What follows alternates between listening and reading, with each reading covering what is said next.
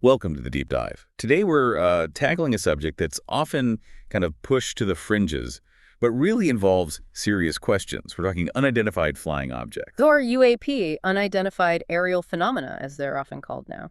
Right, UAP. And yet it's a topic usually met with, skepticism, maybe some misinformation. Definitely. But our focus here is squarely on credible reports, documented events, serious investigations. Exactly. We know you, the listener, want to get knowledgeable quickly, but also thoroughly.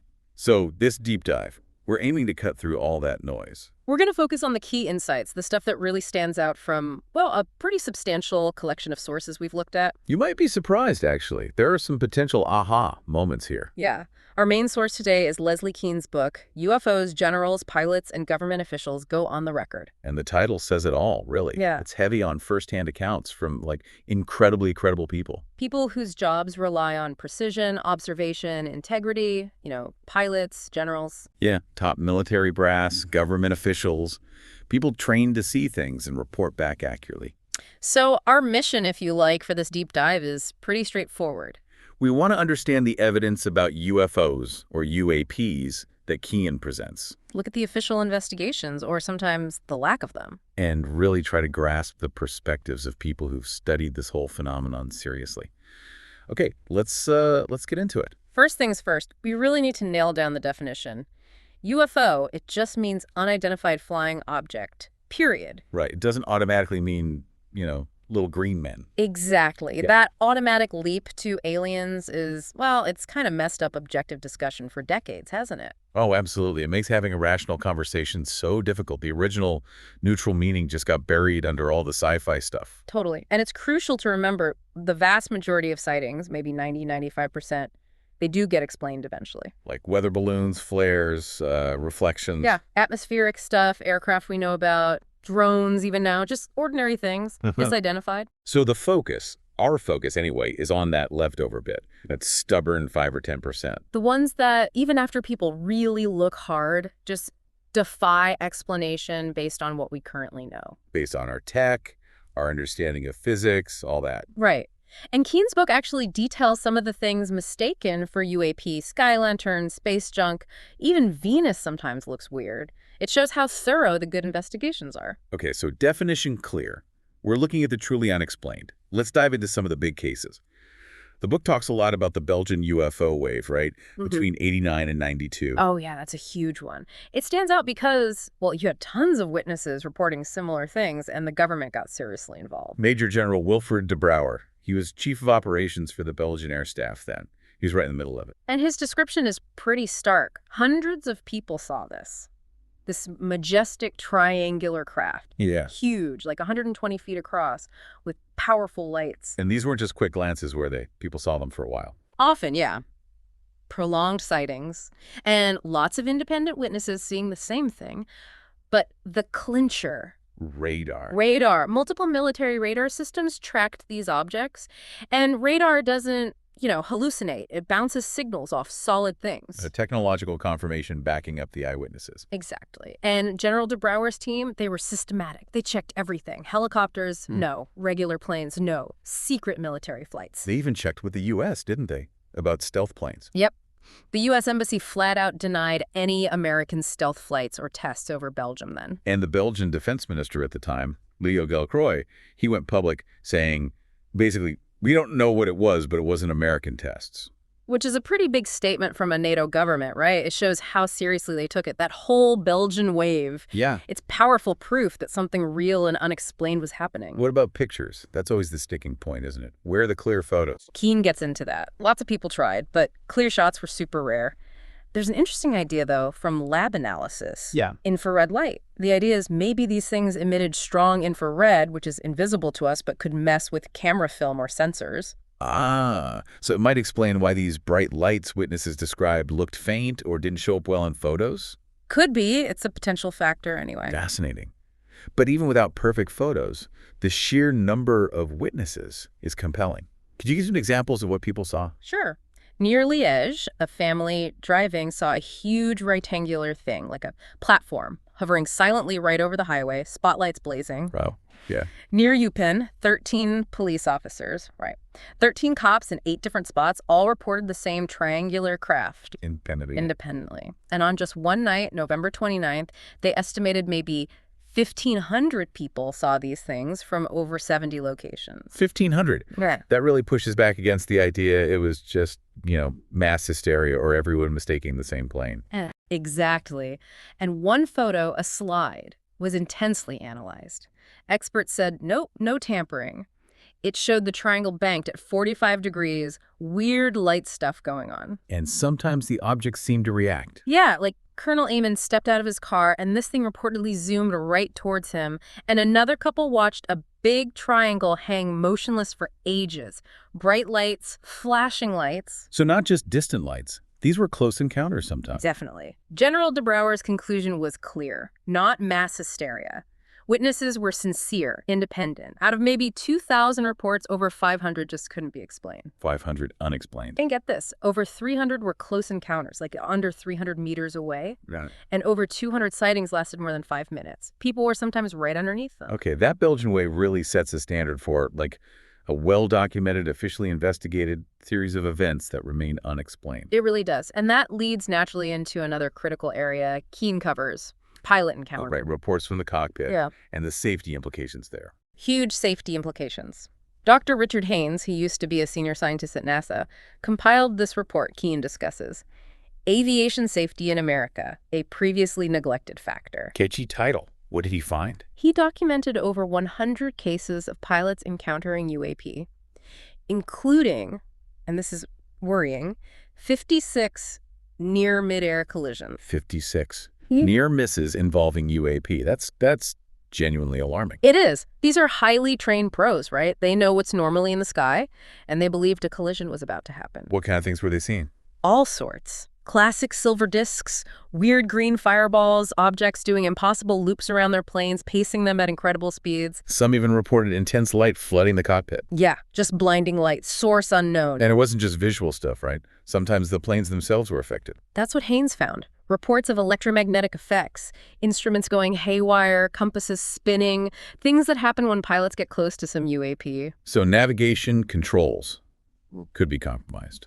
Potentially, yes. And pilots reported taking sudden evasive action, yanking the controls to avoid hitting these things. So the danger isn't necessarily that the UAP are hostile, but just their presence and behavior and how pilots have to react. That seems to be the main safety concern, yeah. The human response to the unexpected. Can you give an example? Sure.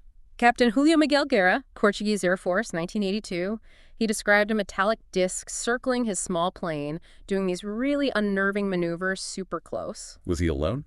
No, 2 other Air Force pilots were scrambled and saw it too. They investigated, but nothing, no explanation. And there's another Portuguese pilot incident, something about losing control and radiation. Yeah, that's a disturbing one. Pilot flying near clouds feels he loses control near an object hidden in the cloud.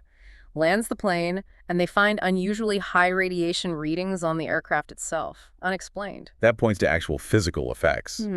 But pilots are reluctant to report this stuff. Hugely reluctant. It's the ridicule factor, mostly. Fear for their careers, being grounded, labeled unreliable. It's a real problem. So potentially critical safety data isn't being collected because pilots are afraid to speak up. Pretty much. There's often official discouragement, too, or just a lack of any formal reporting channel that takes it seriously. It's a catch-22. Yeah. No reports, no investigation, no investigation, no understanding, no perceived need for reports. Exactly. Kean includes these chilling transcripts from Frederick Valentich's disappearance over Australia in '78. Oh, I remember hearing about that. His radio calls got increasingly weird, didn't they? Yeah, describing this strange aircraft hovering over him, not a normal plane, then silence, vanished, still unexplained. And more recently. Captain Phil Schultz, 1981, over Lake Michigan, saw a big, round, silver metal thing, said it had portholes. It came right at their airliner. Collision course. Looked like it. He and the co-pilot braced for impact, then the object just snapped into this incredibly sharp, high-speed turn, avoided them. Estimated it. Around 1,000 miles per hour, maybe more. And a turn that should have created a huge G-force. But no sonic boom, no EM interference felt on their plane, just gone. How does the FAA handle reports like that? Kean mentions the O'Hare sighting in 2006. Ah, yes, the Chicago O'Hare disk. That's a classic case of, well, dismissive explanation. Lots of witnesses saw that one, right? Airport staff, pilots? Oh, yeah. Ground crew, pilots, managers saw a metallic disc hovering silently over a gate for several minutes. Then it shot straight up, punching a hole in the clouds. And the official FAA explanation was? A hole punch cloud. Basically a weather phenomena. But did that fit the facts? Not really. Witnesses saw the disk first, hovering below the cloud deck for some time. The hole appeared after it left. And weather experts chimed in saying the conditions weren't right for that kind of cloud formation then. So the explanation didn't really match the timeline or the meteorology. Seemed like a convenient way to close the case, maybe. It raises questions about how objective some official explanations are. It feels like a pattern sometimes. Find the easiest explanation, even if it doesn't quite fit. And then there's Captain Ray Boyer, 2007, over the English Channel. What did he see? He and his passengers saw two huge, brilliant yellow objects, just stationary, massive things. Stationary. But tracked on radar. Exactly. Stationary to the eye, but air traffic control was tracking them moving on radar, and another pilot nearby confirmed seeing them too. Stationary visually, moving on radar. That's weird. Very weird. It suggests something well outside normal experience or technology. Okay, so credible pilot reports, near misses, radar confirmations, sometimes questionable official explanations. It all leads to the big question about governments, doesn't it? Yeah. What do they know? Are they investigating? Is there a cover-up? This is definitely where the conversation gets intense, and Kean digs into this history. She talks about the Cometa report from France. That sounds important. It was. A group of high-level retired French figures, generals, scientists, space agency people, they did their own independent study. And their conclusion? Based on reviewing military cases, pilot sightings, radar data, they concluded some UFOs are undeniably real, physical craft, likely from outside Earth, that defy our explanations, and they recommended international action. Wow. That's a strong statement from that kind of group. How was it received? Kean actually broke the story about the report in the U.S. press. She got an English translation. Man, big splash. Initially, yeah. But she notes there wasn't much sustained follow-up from major U.S. media. She kind of suggests there's just this cultural resistance, this giggle factor still attached. Even with French generals saying it's real. Huh. It points to a deeper reluctance, maybe. Kean goes back further, too. 1947, Lieutenant General Nathan Twining, head of Air Materiel Command. Right after Roswell, around that time. Yeah. He wrote a secret memo saying the phenomenon reported is something real, not visionary or fictitious. He described objects with extreme maneuverability, high speeds, silent flight, things suggesting advanced technology. And he recommended? A detailed study, a high-priority classified project. So very early on, at the highest levels, they thought it was real and needed serious investigation. Right. What happened? Well, things seemed to shift. Kean discusses the Robertson Panel in 1953. It included scientists, CIA people, And their goal? officially to evaluate the evidence. But Kean argues, citing documents, their real aim seemed to be to debunk UFOs, to reduce public interest using mass media. Basically a PR exercise. And J. Allen Hynek, the astronomer who worked with the Air Force. Yeah, Hynek started as a debunker for Project Blue Book, but over time he realized they were ignoring good evidence, dismissing credible witnesses, and basically making the whole subject scientifically unrespectable. He later became a major proponent for serious study. Project Blue Book itself. Yeah. Often cited as the big official investigation. It was the public face, yeah. But Kean suggests its main function became public relations, explaining away sightings, even with flimsy logic sometimes. And it closed in 1970. Did it solve everything? Hardly. It left hundreds of cases officially unidentified. And, importantly, as Kean points out, all the really compelling cases from military figures and pilots in her book happened after Blue Book shut down. Interesting. What about other countries? The UK had a UFO desk, right? They did, for decades within the Ministry of Defense.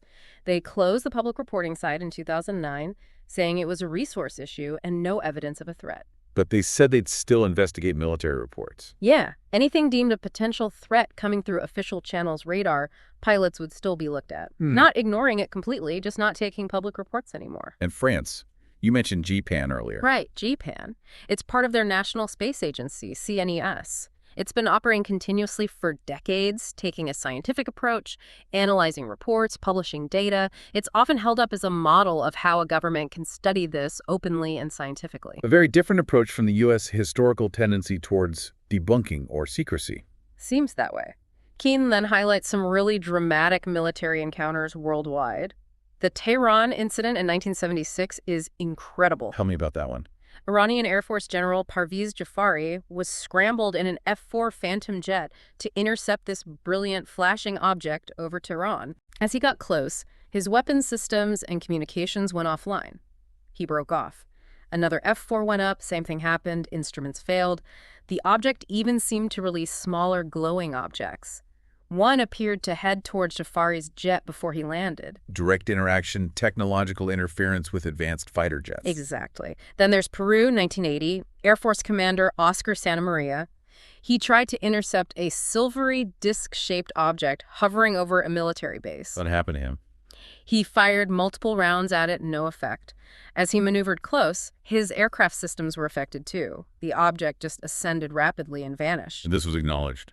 A U.S. Defense Department document later acknowledged the incident involved an object of unknown origin. Okay, these aren't just lights in the sky. These are physical objects interacting with military forces. And then there's the Malmstrom Air Force Base incident in 1967, Montana, nuclear missile base. Oh, the one where the missile shut down. That's the one. Security guards reported a glowing red object hovering near a launch control facility. Shortly after, multiple nuclear missiles in their silos below went offline, became inoperable. That's profoundly serious. 10 nuclear missiles. 10 Minuteman ICBMs, yeah. Reported by Captain Robert Salas and others who were there. A massive potential national security breach linked to a UFO sighting. Was this kind of thing tracked? Did NORAD see stuff? Kean includes excerpts from declassified NORAD logs from 1975. They detail multiple incidents of unidentified tracks over sensitive U.S. nuclear sites, missile fields, bomber bases. And they tried to intercept? Yep. Fighter jets scrambled, pursued these objects, but couldn't catch or detain them, as the logs put it. So even after Blue Book closed, the military was still tracking, still scrambling jets for UAPs over nuclear sites. Seems so. And remember the Bolander memo from 1969 that officially closed Blue Book? Vaguely. What did it say? It said Blue Book was closing. BUT. Reports of UFOs that could affect national security would continue to be handled through standard Air Force intelligence channels, secretly, away from the public. Ah, so the public investigation stops, but the classified intelligence gathering continues. That's the implication. Commander Will Miller, involved in intelligence briefings, told Kean about meetings in the late 90s with very senior figures, Vice Admiral Wilson, head of the DIA, Lieutenant General Hughes from DISA. Miller said these briefings indicated a continued, very classified interest and study of the phenomenon deep within the intelligence community long after Blue Book closed. It fits with Senator Barry Goldwater's experience, doesn't it? He was a major general in the Air Force Reserve, very pro-military, but he couldn't get access. Famously denied access to the supposed Blue Room at Wright-Patterson Air Force Base, where UFO secrets were rumored to be kept. He was told he didn't have the clearance, basically. If a senior senator and general can't get info. Yeah. And there are hints of international awareness, too. The Cosford incident in the UK, 1993, big UFO seen by over 100 people, including police, military, over RAF bases. What was the connection? Afterwards, the UK Modi apparently made quiet inquiries to the Belgians about their triangular sightings. And Kean cites sources saying U.S. officials privately acknowledged similar triangle sightings over the U.S. around that time. Suggests governments might know more than they let on, and maybe even talk to each other about it privately. Then there's Rendlesham Forest, 1980, the British Roswell. Right. Lieutenant Colonel Charles Halt, Deputy Base Commander at RAF Woodbridge, a U.S. base, he led a team into the forest investigating strange lights. And they saw something. Oh, yeah. They reported encountering a triangular craft on the ground, saw weird lights, a red pulsating eye-like object dripping something molten, plus radar anomalies.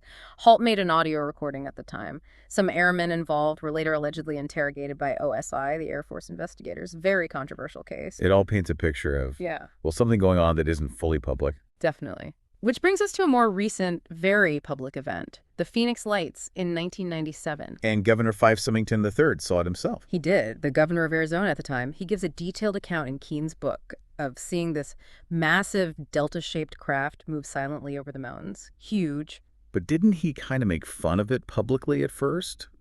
With the alien costume? He did. He explained later he did that spoof press conference to try and calm the public down because the reaction was so intense, thousands reporting things. But privately, he knew what he saw was real and serious. He called it otherworldly. And he also talked to Barry Goldwater about UFOs. Yes, he said Goldwater told him he believed there was a secret government program dealing with UFOs, tying back into Goldwater's own frustrations trying to get information. Okay, so we have governors, generals, pilots, credible people convinced something real is happening, and hints of secrecy. Why the secrecy? Why the taboo? That's the next big question. Kean includes an essay by two political scientists, Dr. Alexander Wendt and Dr. Raymond Duval, called Militant Agnosticism and the UFO Taboo. Militant agnosticism. What's their argument? They argue the taboo isn't just about lack of evidence, it's fundamentally political. It stems from what they call authoritative anxiety. Anxiety within government, within authority structure. Exactly. A deep-seated fear about what the reality of UFOs, especially if they're extraterrestrial, might mean for the modern state, for science, for our whole worldview. They talk about a threefold threat. Yeah. First, the obvious. A potential physical threat from a technology far beyond ours, something nation-states couldn't defend against. That undermines state authority. Okay, threat one, what's two? Second, if ETs are confirmed, massive public pressure might build for a world government, some kind of global entity to represent humanity. That challenges the whole system of sovereign nation-states. Undermines national governments from a different angle. And the third threat? It's a threat to our established scientific understanding. It could force a complete paradigm shift, overturning core assumptions about physics, biology, our place in the cosmos. That destabilizes the intellectual authority of modern science and the state that relies on it. So physical threat, political threat to sovereignty, and intellectual threat to current science. That's a lot of potential disruption. Huge. And they argue this anxiety leads to this militant agnosticism, not just saying we don't know, but actively resisting finding out, enforcing the taboo. It connects back to Hynek's observation about officials having a powerful desire to do nothing. Doing nothing maintains the status quo. They also tackle the Fermi paradox, right? If they exist, where are they? Yeah, and the skeptical argument, why don't they just land on the White House lawn? How do they counter that? They point out we can't possibly know alien motivations. Maybe they have a non-interference policy, like Star Trek's Prime Directive. Maybe their reasons are utterly beyond our comprehension. Assuming they'd act like us is naive. And scientifically, can science rule out ETs visiting? No. Wendt and Duval stress that current science cannot definitively rule out the extraterrestrial hypothesis for some UAP. So dismissing it out of hand isn't strictly scientific. It might be more rooted in that political anxiety. So the taboo itself might be hindering the science needed to actually answer the question. That's their core thesis. They contrast it with SETI, searching for radio signals from afar, which is seen as respectable science, while investigating tangible UAP close by is often ridiculed. It relates to Thomas Kuhn's idea of paradigm shifts, doesn't it? Yeah. Science resists data that doesn't fit the current model until the pressure becomes overwhelming. Exactly. UAP could be the anomaly that triggers a massive paradigm shift. Kean also mentions the Sturrock Panel in 1997. What was that? Peter Sturrock, a Stanford astrophysicist, convened an independent panel of scientists to review physical evidence in some UAP cases.